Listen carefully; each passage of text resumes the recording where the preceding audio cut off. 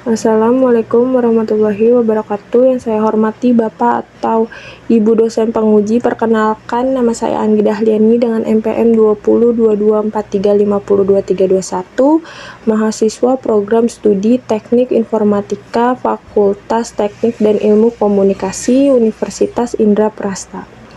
Pada kesempatan ini saya akan mempresentasikan simulasi program yang berjudul Prediksi Pola Pembelian Konsumen pada Data Transaksi Penjualan Spare Part Motor di Ahas menggunakan metode Naive Bayes. Program ini dibuat dengan bertujuan membantu pihak Ahas dalam menganalisis data transaksi penjualan spare part hingga dapat memprediksi pola pembelian konsumen. Hasil prediksi tersebut diharapkan dapat menjadi bahan pertimbangan dalam pengolahan stok spare part dan mendukung proses pengambilan keputusan agar lebih efektif dan efisien. Selanjutnya saya akan simulasi program alur kerja sistem mulai dari proses login, pengolahan data, proses prediksi menggunakan metode Naive Bayes hingga laporan hasil prediksi yang dihasilkan oleh sistem. Saya akan memulai sistem programnya.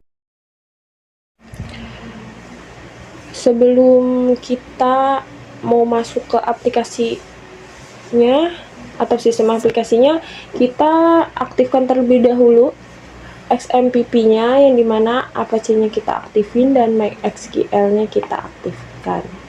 Kemudian kita bisa buka Visual Code karena saya pakai Python. Ini kita bisa new terminal, dia akan keluar kayak gini, dan saya nulisnya py -m streamlit run app.py dan akan keluar link kayak gini. Ini bisa diklik CTR klik atau bisa kita copy aja, kemudian kita salin di Google. Di sini juga udah ada prediksi penjualan pada Ahas, kita enter aja. Kita tunggu.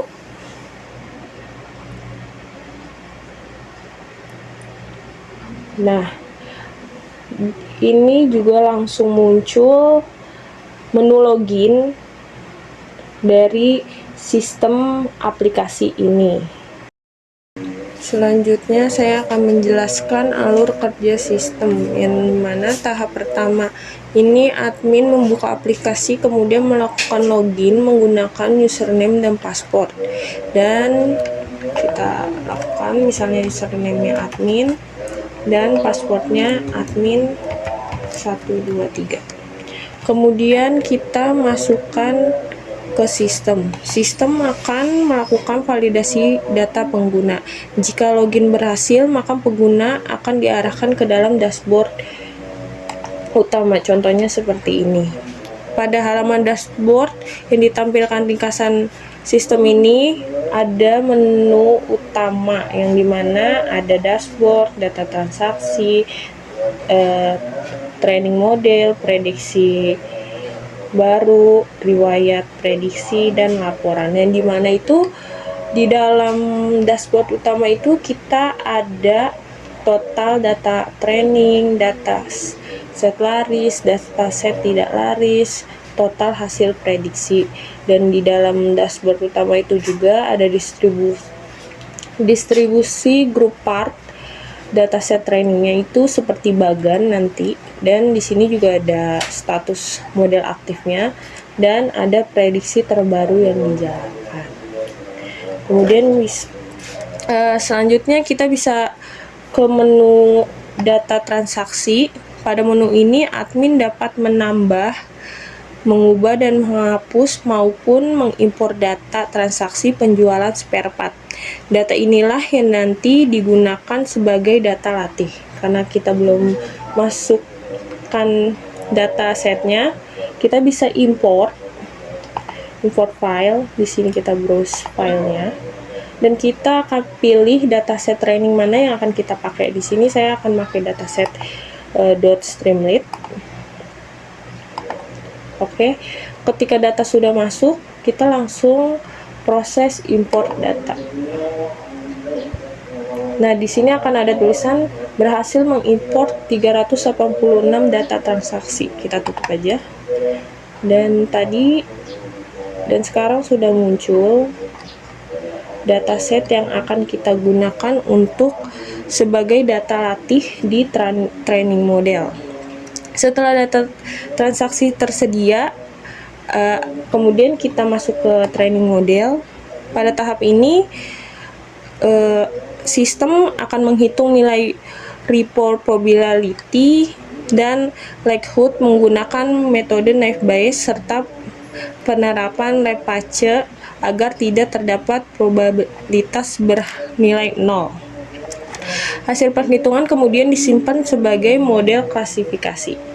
Di training dan evaluasi model naive Bayes ini, kenapa di sini model aktifnya dilakukan menggunakan 771 data pada tanggal 5 Agustus 2026 jam 12.11. Karena tadi kita masukkannya itu 386 dataset training. Karena ini di data training itu masih data yang lama, kita bisa langsung latih dan evaluasi model. Kita klik, kemudian akan berhasil model berhasil melatih 386 data, dia akan berubah sendiri. Jadi di training dan evaluasi model naive Bayes ini langsung melihat hasil evaluasi model atau convention matrix-nya, yang dimana akurasinya itu 83,33% dan presisinya itu 66,67% dan dikalnya itu 14,49% dan F1 skornya 23,53%.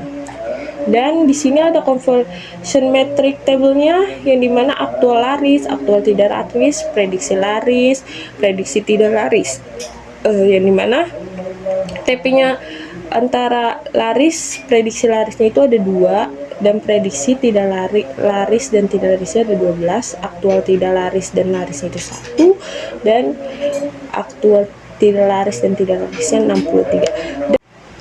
Dan di training dan evaluasi model naive Bayes ini juga ada tabel probabilitas model aktif, yang dimana prior probabilitasnya itu ada kelas laris dan tidak laris, yang dimana kelas laris itu probabilitasnya itu 30,1% dan tidak larisnya itu 6,9%. Dan di sini juga ada likelihood probabilitasnya juga, yang dimana ada kategori penjualan. Kategori penjualan ini kita pakai 3, yang dimana itu ada rendah, sedang, dan tinggi. Dan kemudian ada kategori harga, kita juga pakai 3, ada murah, sedang, dan mahal. Dan di grup part ini kita itu ada 4, yang dimana itu ada aki, ban, busi, dan part. Dan yang terakhir itu ada kategori quantity, yang dimana itu kategorinya itu rendah, menengah, dan tinggi. Kemudian setelah training dan evaluasi model naive Bayes-nya sudah selesai semua, kita juga admin juga bisa membuka prediksi baru. Pada halaman ini admin memasukkan data spare part yang akan diprediksi. Sistem akan melakukan perhitungan probabilitas setiap kelas menggunakan model naive Bayes, kemudian menentukan hasil prediksi berdasarkan probabilitas terbesar sehingga menghasilkan klarifikasi laris dan tidak laris. Kita contohkan aja, misalnya di sini kita buat ban 53, karena grup partnya di sini ban, jadi kita di sini kita pakai ban. Nah, kuantiti penjualannya misalnya kita pakai 25, dengan harga satuan bannya itu misalnya 50.000. Oke, kemudian kita jalankan prediksi.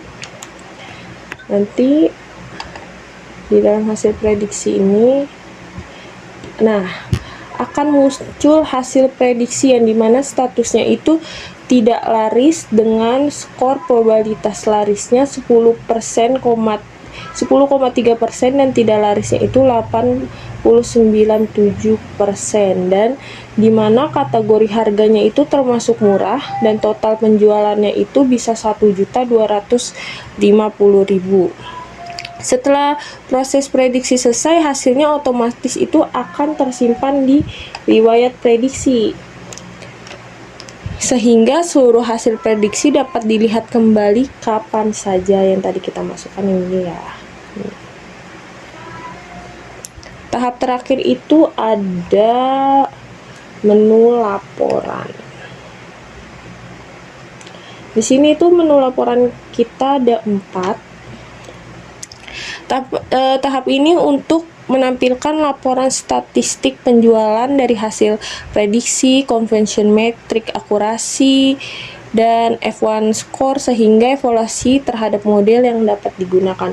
Di sini itu ada laporan hasil prediksi yang dimana itu ada 4, yang ada laporan keseluruhan, laporan ranking hasil prediksi berdasarkan